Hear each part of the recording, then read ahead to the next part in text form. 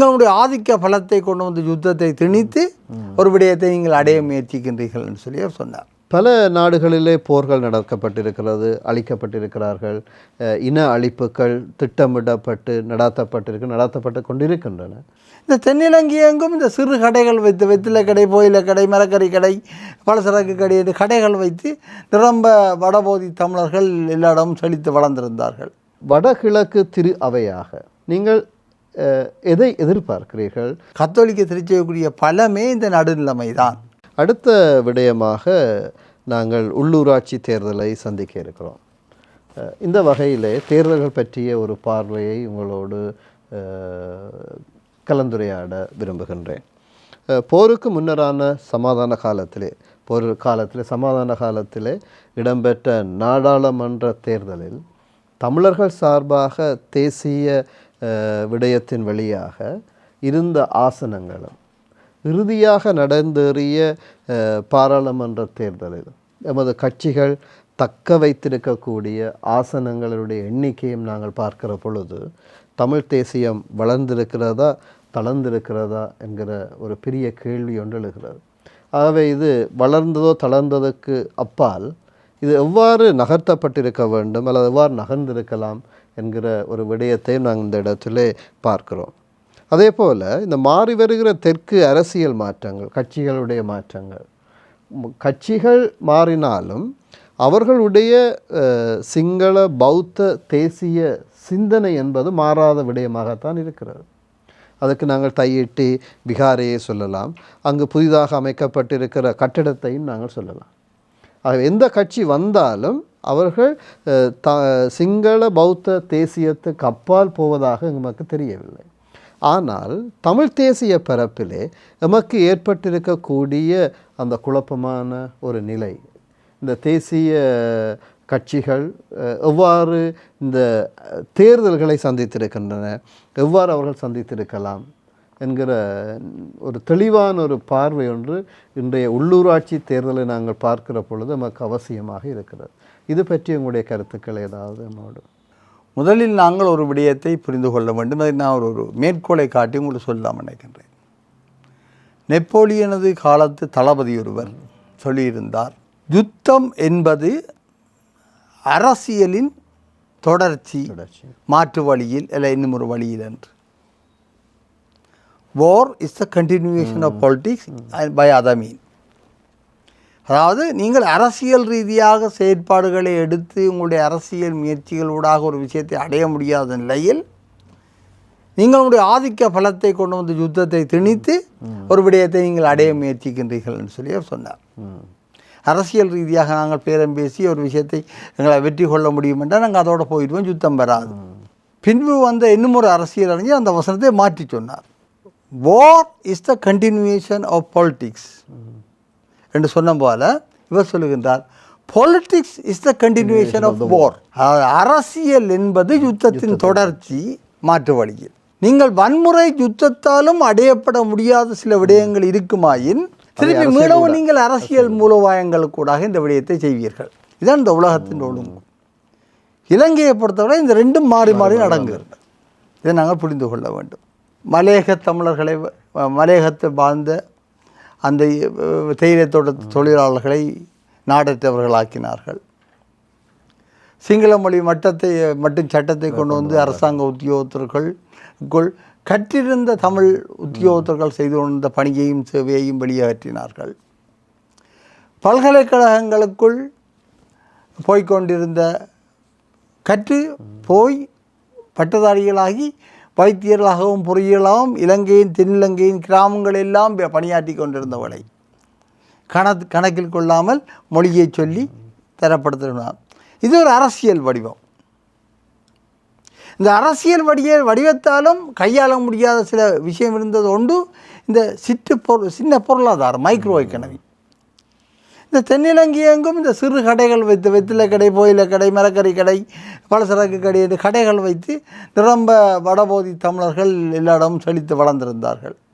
அவர்களை கையாளுவதற்கு இந்த விதிகள் பொருத்தமில்லை என்றவுடன் அந்த இடத்துல ஒரு வன்முறை தூண்டப்படுகின்றது. இனக்கலவரங்கள் அவருடைய மூலதன அழிப்புகள், சொத்து அழிப்புகள், நிறுவன அழிப்புகள் என்று இப்படியே மாறி மாறி மாறி மாறி மாறி கொண்டு வருது. அப்போ இங்கே இந்த விடயம் மிக திட்டமிட்டு துல்லியமாகத்தான் எல்லாமே செய்யப்படுகின்றது.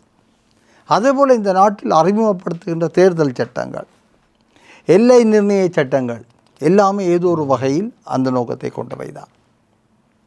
மிக துல்லியம். ஆனால் அவர்களுக்கு அந்த சிங்கள புத்திஜீவியல் மிக திறமையானவர்கள், சிறப்பான ராஜதந்திரிகள். அவர்கள் தங்களது இனத்தையும் மக்களையும் பாதுகாப்பதற்காக எப்படியெல்லாம் வித்தியாசமாக சிந்திக்க முடியும் என்பதை உலகத்தின் மூலமுடக்கில் கற்றுக்கொள்கின்றார்கள். அவர்கள் போரூடாகவும் செயற்படுத்தினார்கள், அரசியலூடாகவும் சர்வதேச உறவுகளூடாகவும் அவரிடம் மிக இறுக்கமாக அர்ப்பணிக்கப்பட்ட புத்திஜீவிகள் சிந்தனை குழாம் உண்டு அவரிடம் இருக்கின்றது. அது தலைமுறையாக வந்து கொண்டிருக்கின்றது. அந்த புத்திஜீவிகள் சிந்தனை குழாமை மீறி இலங்கை தீவில் எதுவுமே நடக்காது. அதை நாங்கள் மேலும் விளங்கிக் கொள்ளணும். அது ஜேஆர் வந்தால் என்ன, பிரேமதாசா வந்தால் என்ன, யார் வந்தாலும் அது நடக்கும். அதைத்தான் நாங்கள் முதல் இதில் ஆரம்பத்தில் பேசியிருந்தோம். ஒரு குடிமக்கள் சமூகமாக எவ்வாறு தமிழ் தேசிய பிறப்பிலே ஒரு இறுக்கமான நல்ல முறையிலே முன்னகர்த்தக்கூடிய விடயங்களை உள்ளடக்கிய ஒரு சமூகத்தை நாங்கள் கட்டி எழுப்பது, அதை அவர்கள் செய்திருக்கிறார்கள். அவர்கள் தெளிவாக அவருடைய அனுபவமும் அவருடைய செயற்பாடும் மிக ஒருங்கிணைக்கப்பட்டது, தந்திரோபாயமானது, மூலோபாய அடிப்படையில் எல்லாவற்றையும் சொல்ல மிக துல்லியமாக திட்டமிடப்பட்டது.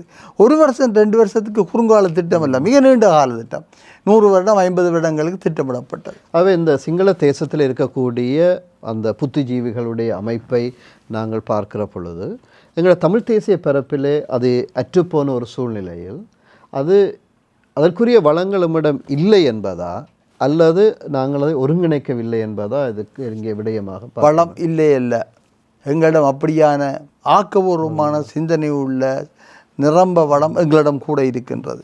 உலகந்தழுவிய சிந்தனை உள்ள வளம் இருக்கின்றது. ஏன் சிங்கள புத்திஜீவிய சிங்கள ஆட்சியாளர்களுக்கே மிக சிறப்பான விடயங்களை செய்து காட்டியதே இந்த தமிழ் புத்திஜீவிகள் தானே.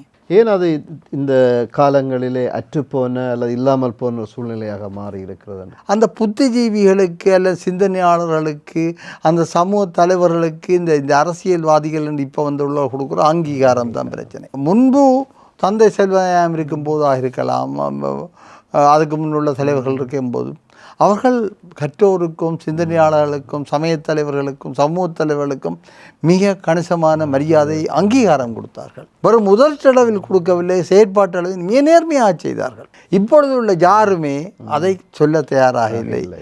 நீங்கள் யாராவது அப்படி அவர்களிடம் போய் சந்தித்து கதைத்தாலும் கூட, அவர்கள் உங்களுடைய வந்த ஒரு புத்திஜீவியோடு உங்களோட கதைக்க விட்டாலும் கூட, உங்களோட சிந்தனை நீங்கள் நினைப்பதை அவரிடம் மண்டையில் திணிப்பது எப்படி என்றுதான் இருக்குமே தவிர அவர் சொல்வது உங்கள் மண்டையில் ஏற விட மாட்டீர்கள். அது யதார்த்தமான விடயமாக. இது ஒரு மிக மோசமான விடயம். எனக்கு தெரியும், இந்த பேராசிரியர் துரைராஜா அவர்கள் யாழ்ப்பாண கோவேந்தராக இருந்த காலத்தில் அவர் இந்த லீடர்ஷிப் எடுத்தவர், செய்தவர், கொடுத்தவர். அவருக்கு அந்த அங்கீகாரம் இருந்தது.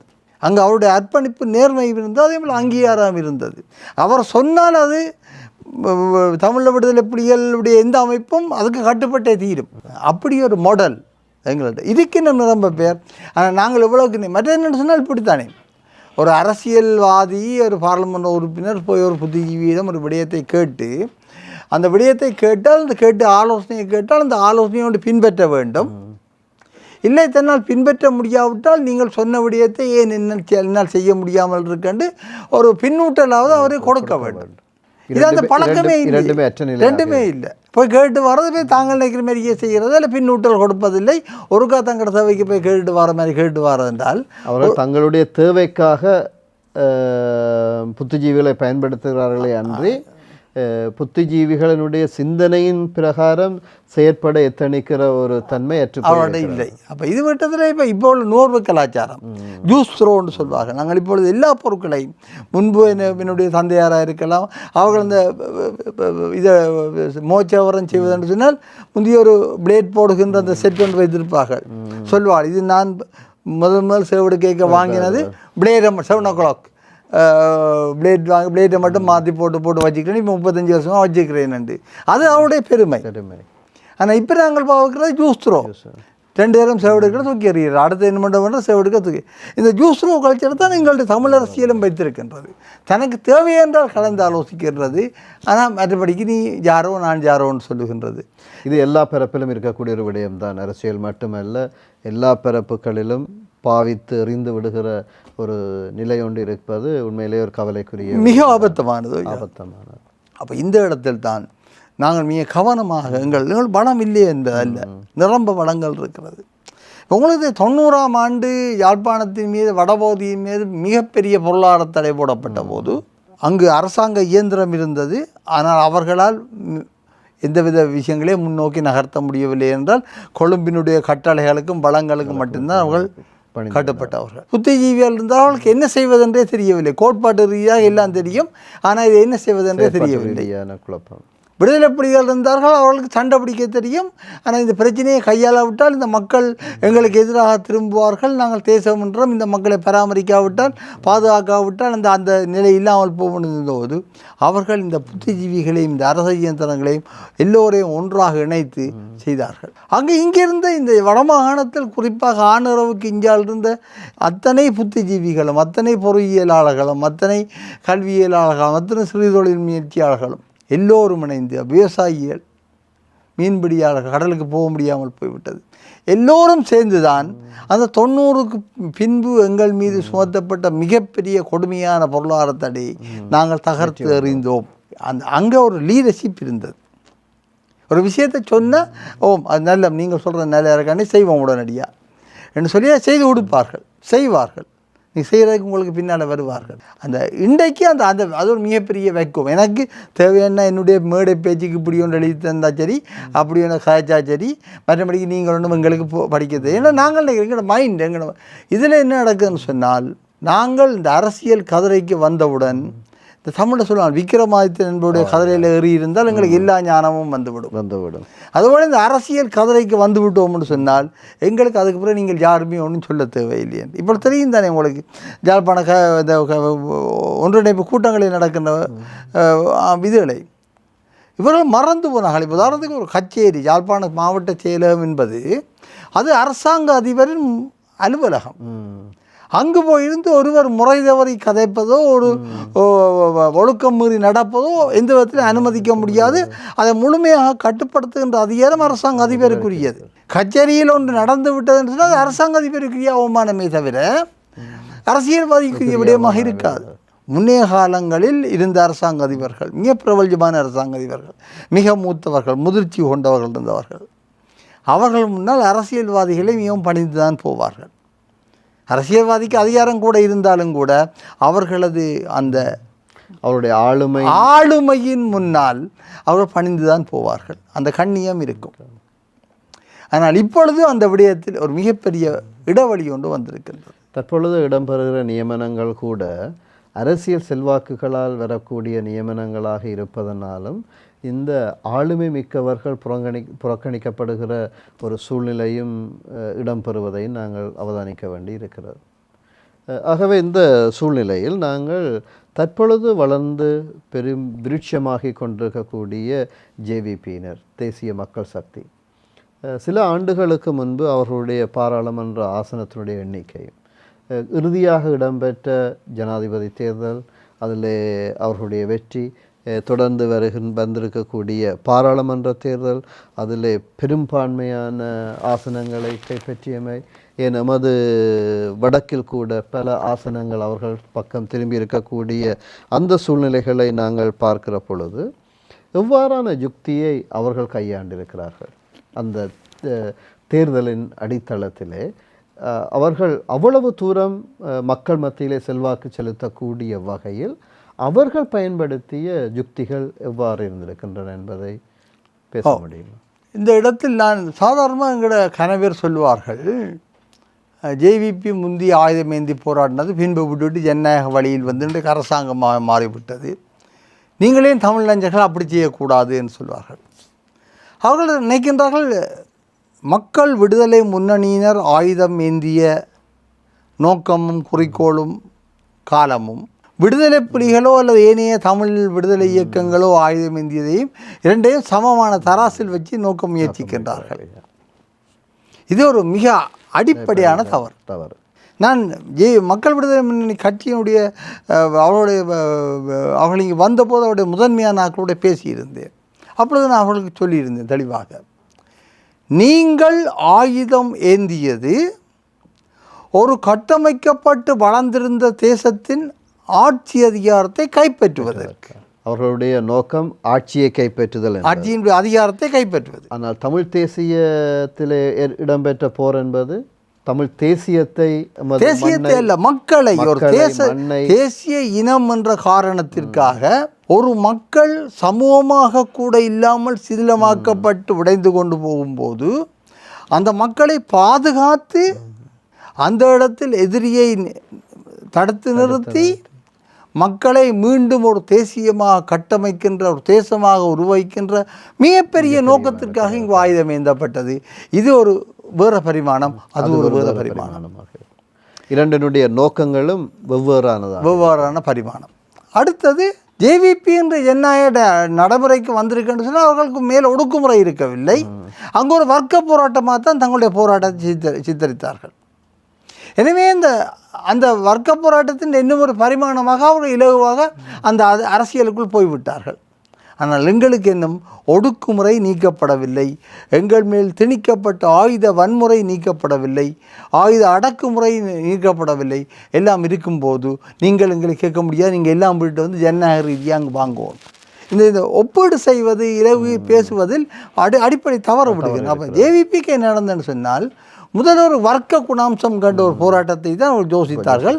அப்பொழுது உண்மையில் இளைஞர்கள் மத்தியில் தங்களை கட்டமைத்தார்கள். அவர்கள் நினைத்தார்கள் இந்த காவல்துறை போலீஸ் நிலையங்களையும் சிறு சிறு காவலர்களையும் தகர்த்து அரசாங்கத்தை கைப்பற்றி ஆட்சிக்கு வந்துட்டோம்னு சொன்னால் நாங்கள் ஆட்சியாளர்கள், நாங்கள் ஆட்சியை மேசையில் குதிரையிலிருந்து ஏறி ஓடலாம்னு யோசித்தார்கள். ஆனால் அது ஒட்டுமொத்தமாக தோன்று 2 முறையும் தோற்று போனார். பின்பு யோசித்தார்கள் இதுக்கு மாற்று வழி, வாக்காளரின் பலத்தை கொண்டு நாங்கள் இந்த ஆட்சியை கைப்பற்ற வேண்டும். அப்படி வாக்காளரின் பலத்தை கண்டு ஆட்சியை கைப்பற்ற வேண்டும் என்று யோசிக்கும் போதுதான் அவர்கள் தென்னிலங்கையில் கிராமங்கள் தோறும் ஒரு சமூக மாற்றத்தை தூண்டினார்கள். ஆனாலும் மக்கள் விடுதலை முன்னணியர் சமூக மாற்றத்தை தூண்டியவர்களை தவிர தங்களுடைய அடிப்படையான இனவாத கருத்துக்களிலிருந்து அவர்கள் வெளிவரவில்லை, தங்களை விடுவிக்கவில்லை, இன்னும் வெளிவரவில்லை, இல்லை, இன்னமும் இல்லை. அப்போ அவர்களின் அவர்களே ஒரு புரட்சிகர இயக்கம் என்று யாராவது சொன்னால் நான் உடன்பட மாட்டேன். நிச்சயமாக புரட்சிகரம் என்று சொன்னால் நீங்கள் ஒரு கருத்தை விவாதித்து அதில் உள்ள சிறப்பான அம்சங்களின் அடிப்படையில் மற்றவர்களும் ஏற்றுக்கொள்ளக்கூடிய ஒரு மாற்றத்துக்குள் உங்களை உட்படுத்த வேண்டும். அதான் புரட்சி. நீங்கள் இன்னமுமே இலங்கையில் ஒரு தேசிய இன பிரச்சனை இருக்கின்றதை பகிரங்கமாக ஒத்துக்கொள்ள தயாராக இல்லை. நீங்களே பொருளாதார சட்டகத்துக்குள்ளால் கொண்டு போக பார்க்குறீங்க. அது ஒத்துக்கொள்ளாத வரைக்கும் உங்களை ஒரு புரட்சிகரமான மார்க்சிச இயக்கமாக நாங்கள் கடைசி வரையும் யாராலையும் ஏற்றுக்கொள்ள முடியாது. அப்போ அவருடைய மாற்றத்தை நாங்கள் ஒரு மாடலாக ஏற்றுக்கொள்ள முடியாது. ஆயுத போராட்டம் இருந்தார்கள், சமூகத்தில் விழுந்து சமூக மாற்றத்தை கொண்டு வந்தார்கள், திருப்பி என்ற ஜனநாயக ரீதியாக வந்து ஆட்சியை கைப்பற்றினார்கள் சொல்லி அந்த விஷயத்தை நாங்கள் சொல்ல முடியாது.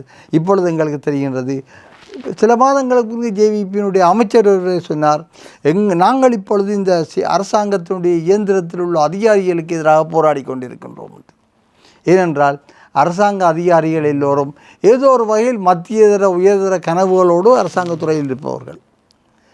இவர்கள் வந்து புரட்சியர கனவு, எனக்கு சம்பளம் வேண்டாம், இந்த சலுகைகள் வேண்டாம், நாங்கள் அப்படி சொல்லியிருக்க இவர்களை வைத்திருப்பது ஆபத்து என்று யோசிக்கின்றார்கள்.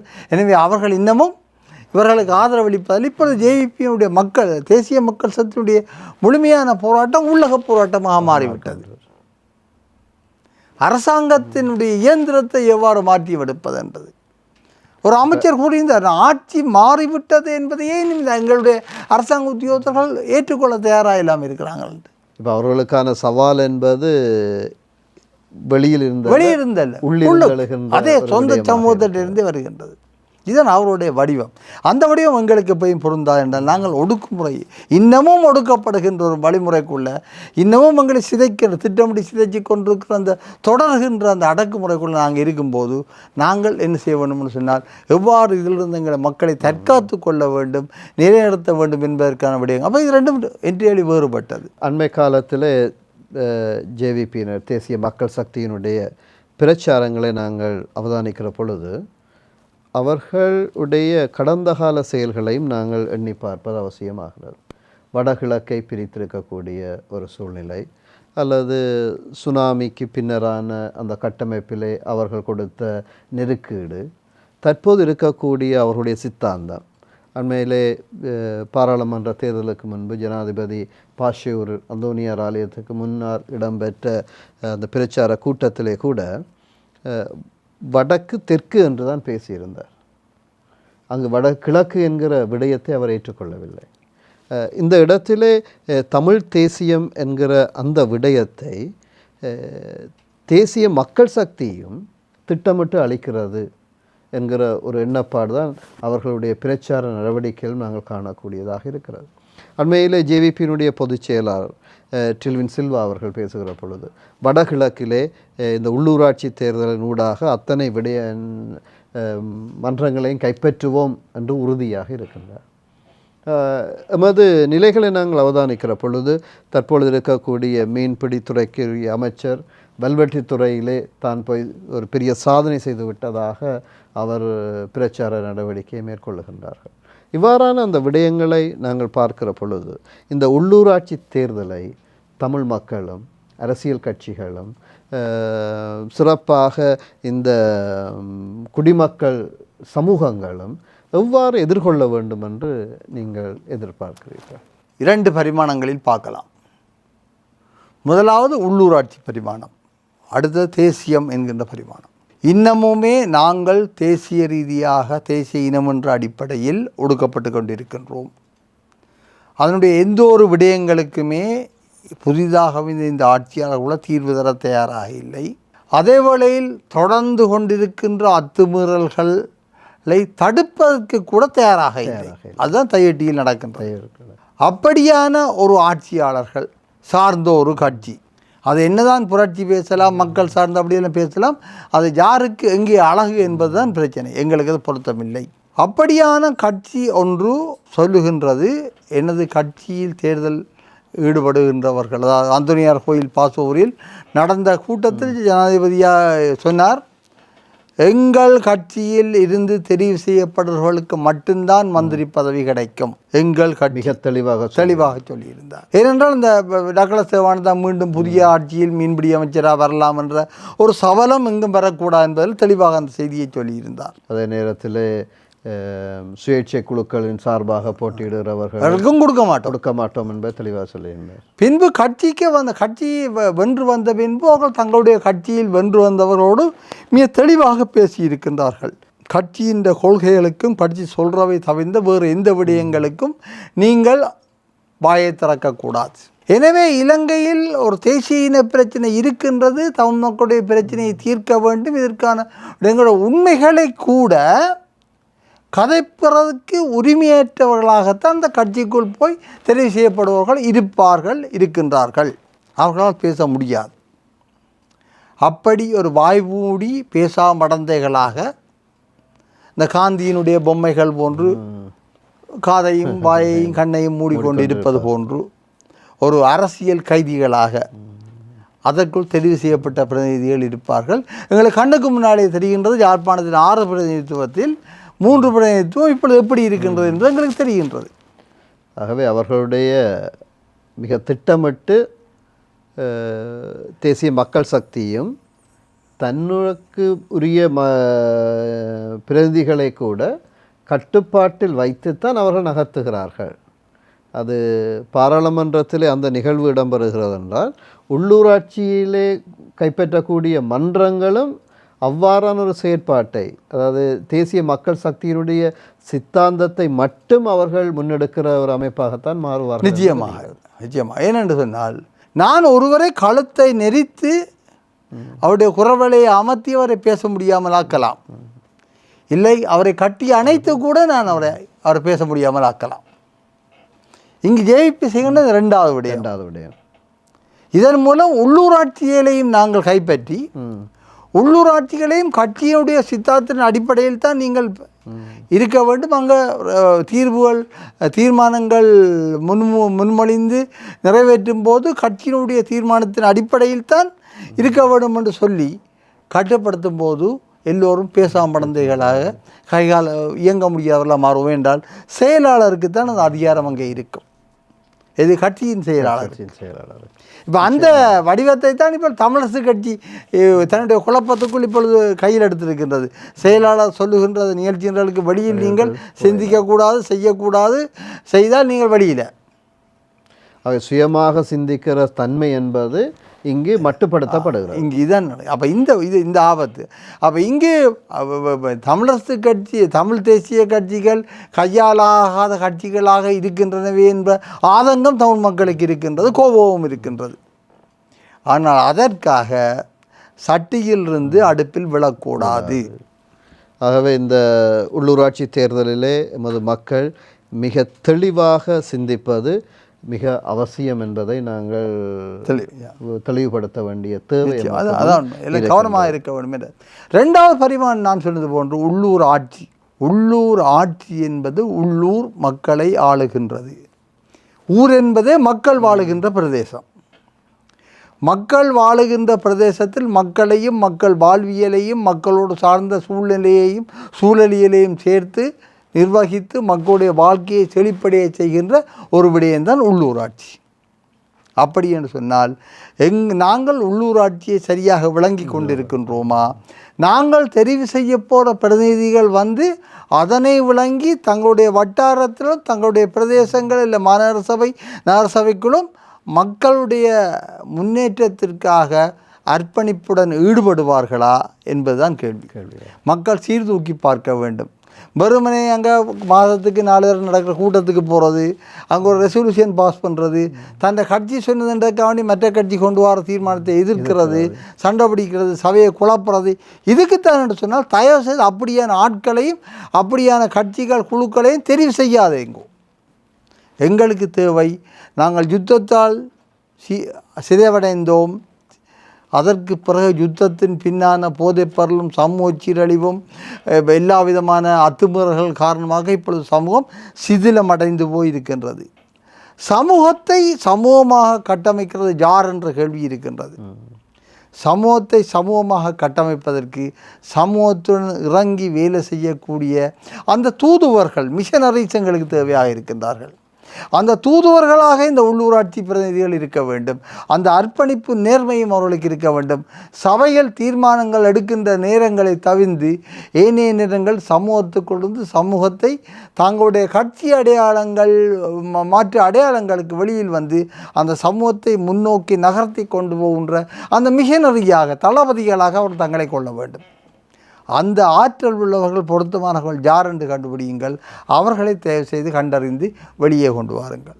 அதான் உண்மையிலே இந்த உள்ளூராட்சி தேர்தல் என்பது எங்களுடைய பிரதேசத்திலே வாழக்கூடிய நல்ல தலைவர்களை அடையாளம் கண்டுகொள்ளுகின்ற ஒரு முக்கிய தளமாக இருக்கிறது. ஆகவே இந்த முக்கியமான தளத்திலே எமது மக்கள் தேசியம் சார்ந்து மிக ஆழமான சிந்தனையை உள்வாங்குவது அவசியப்படுகிறது.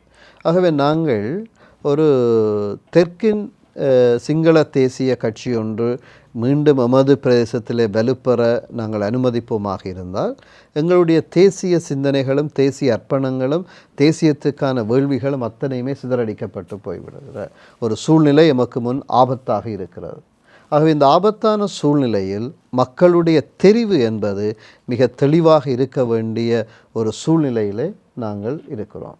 ஆகவே எமது மக்கள் மத்தியில் குழப்பங்களை உருவாக்காதவர்களும் மக்களுடைய முன்னேற்றத்துக்காக பாடுபடக்கூடியவர்களும் அந்த பிரதேசத்திலே மக்களுடைய வளர்ச்சிக்காக உழைக்கக்கூடியவர்களையும் தேசிய அளவிலான எண்ணங்களோடு வாழக்கூடியவர் அர்ப்பணிக்கக்கூடியவர்களையும் நாங்கள் தேர்வு செய்வது இந்த உள்ளூராட்சி தேர்தலில் மிக முக்கியமானதாக இருக்கிறது. ஆகவே மக்கள் இதிலே ஆழமான தீர்மானம் எடுப்பது என்பது இந்த காலத்தினுடைய ஒரு கட்டாய தேவை என்பதை இந்த வேளையிலே நாங்கள் நிச்சயமாக உணர்ந்து கொள்ள வேண்டியதாக இருக்கிறது. ஆகவே இந்த சந்திப்பிலே உங்களை சந்தித்ததை இட்டு மிக மகிழ்ச்சி அடைகிறோம். மிக ஆழமான ஆத்மார்த்தமான இன்றைய நாட்களுக்கு தேவையான பல கருத்துக்களை நீங்கள் கத்தோலிக்க திரு அவைக்கும் போன்ற பங்கு தந்தையர்களுக்கும் தமிழ் தேசிய பரப்பிலே சிந்திக்கக்கூடிய ஒவ்வொரு குடிமக்கள் சமூகத்துக்கும் கட்சிகளுக்கும் நீங்கள் வழங்கியிருக்கிறீர்கள். ஆகவே இன்றைய சந்திப்பு மிகவும் ஒரு பெருமதியான ஆக்கப்பூர்வமான ஒரு சந்திப்பாக அமைந்திருக்கிறது. எனவே எமது அழைப்பேற்று இங்கு வருகின்றமைக்கு மிகுந்த நன்றியுடையவர்களாக எமது ஜாழ் மறை அலை தொலைக்காட்சியும் இருக்கிறது. இந்த செய்தியை நாங்கள் மக்கள் மத்தியில் எடுத்து செல்வதிலே மிகுந்த மகிழ்ச்சி அடைகிறோம். இறுதியாக இந்த ஜாழ் மறையலை தொலைக்காட்சி நேயர்களுக்கு நீங்கள் சொல்லக்கூடிய ஏதாவது கருத்துக்களை பகிர்ந்து கொள்ள அழைக்கிறோம். முதலாவது யாழ் மறையலை நிறுவனத்திற்கும் அதனுடைய அனைவருக்கும் என்னுடைய நன்றிகள். இந்த இப்படி ஒரு வாய்ப்பை தருவதற்கு, என்னுடைய சிந்தனைகளையும் கருத்துக்களையும் உங்களோடு பரிமாறுவதற்கு. மிகவும் நிதானமாக சிந்தியுங்கள். கவர்ச்சிகரமான முகங்களையும் கவர்ச்சிகரமான வார்த்தைகளையும் நம்பி தயவு செய்து நீங்கள் சூரம் போகாதீர்கள். இது வெறுமனே வளங்கள் ஆட்சி அதிகாரம் பற்றியது மட்டுமல்ல, எங்களுடைய எதிர்கால தலைமுறை 1000 ஆண்டுகள் இருக்க வேண்டிய அந்த உயிர் நாடியான இருப்புக்கான ஒரு போராட்டத்தில் ஒரு அங்கம். இருப்பு, என்னுடைய இருப்பு என்னுடைய வாழ்நாள் மட்டுமென்றாலும் கூட என்னுடைய தலைமுறையினுடைய இருப்பு. எனவே நாங்கள் அவர்களுக்கு ஒரு உறுதியான இடத்தை கொடுக்க வேண்டும். ஆகவே தயவு செய்து இந்த விடத்தில் இந்த முறை வருகின்ற உள்ளூராட்சி தேர்தலில் நீங்கள் மிக கவனமாக இருங்கள். எங்களுடைய இருப்புக்கான அடையாளத்திற்கு எதிராக இருப்பவர்களை எவ்வாறு கையாளுவது என்பது விடயத்தில் நீங்கள் தெளிவான முடிவெடுக்க வேண்டும். போலி தேசியத்தோடு எங்களின் வாக்குகளை கவலீகரம் செய்ய யோசிப்பவர்களை அடையாளம் காணுங்கள். கடந்த காலத்து அனுபவத்தின் அடிப்படையில் உங்கள் பிரதேசத்துக்குள் உங்களுக்கு உங்களை வழிகாட்டி உங்களோடு கூட வாழ்ந்து உங்களை மேல் நகர்த்தி கொண்டு போகக்கூடிய சிந்தனை, பரந்த சிந்தனையும் ஆற்றலும் உள்ளவர்களை கண்டறிந்து நீங்கள் உங்கள் பிரதிநிதிகளாக தெரிவு செய்யுங்கள். ஏனெனில் இது மிக நிதானமாக சிந்தித்து செயல்பட வேண்டிய பொறுப்பு மிகு தருணம். அடுத்தது, தயவுசெய்து எல்லோரும் வாக்களிக்க போங்கள். ஏனெனில் இந்த விகிதாசார தேர்தலில் இந்த இப்படி அந்த முறைகளில் உள்ள சிக்கல் என்று சொன்னால், வாக்களிப்பு வீதம் பலவீனமாக இருக்கும் என்றால் மிக குறைந்த வாக்குகளுடன் பெறுகின்ற ஒரு பலவீனமானவர் கூட, எங்களை விருப்பமில்லாத ஒருவர் கூட பெறலாம். வாக்களிக்காமல் இருப்பதும் கூட எதிரணியை வெல்ல வைப்பதற்கான வாய்ப்புகளை ஊக்குவிக்கும். எனவே நீங்கள் உள்ளூராட்சி தேர்தல் உங்களுடைய ஆட்சி, உங்களுடைய ஊர், உங்களுடைய சமூகம், உங்களுடைய எதிர்காலம். நீங்கள் அனைவரையும் கொண்டு போய் வாக்களிக்க வேண்டும். நிதானமாக நீங்களும் உங்கள் குடும்பமும் உங்கள் சமூகமும் கூடி பேசுங்கள். கட்சிகள், அடையாளங்கள், சின்னங்களுக்கு வெளியில் நீங்கள் ஒரு சமூகமாக, தேசமாக, தேசியமாக எவ்வாறு உங்களுடைய இருப்பை தக்க வைப்பது என்பதை பற்றி பாருங்கள். உள்ளூராட்சி என்பது வெறுமனே குப்பை அள்ளுவதும் ரோட்டு போடுவதும் மின்சார விளக்குகளை கொளுத்துவதும் அல்ல. உள்ளூர் சமூகங்களை மாண்புமிக்க சமூகமாக மாற்றுகின்ற ஆட்சி முறை. எனவே அதை நீங்கள் மறக்க வேண்டாம். நன்றி, வணக்கம். ஆகவே இன்றைய கருத்துக்களம் நிகழ்விலே நம்மோடு இணைந்து மிக பெருமதியான கருத்துக்களை வழங்கி தமிழ் தேசியம் சார்ந்து நாம் ஒவ்வொருவரும் சிந்திக்கவும் செயற்படவும் சிறப்பாக இந்த வர இருக்கிற உள்ளூராட்சி தேர்தலை நாங்கள் நல்ல முறையிலே எதிர்கொள்ளவும் பல கருத்துக்களை வழங்கி நம்மை சிந்திக்க தூண்டியிருக்கக்கூடிய மரியாம் பிள்ளை, செல்வின், இரேனியூஸ் அவர்களுக்கு நமது மறை அலை தொலைக்காட்சி நிறுவனத்தினுடைய நன்றிகளையும் வாழ்த்துக்களையும் தெரிவித்துக் கொள்கிறோம். நன்றி. வாய்ப்புகளுக்கு நன்றி. மறையலை தொலைக்காட்சியின் அனைத்து ஊழியர்களுக்கும் நன்றி. நன்றி.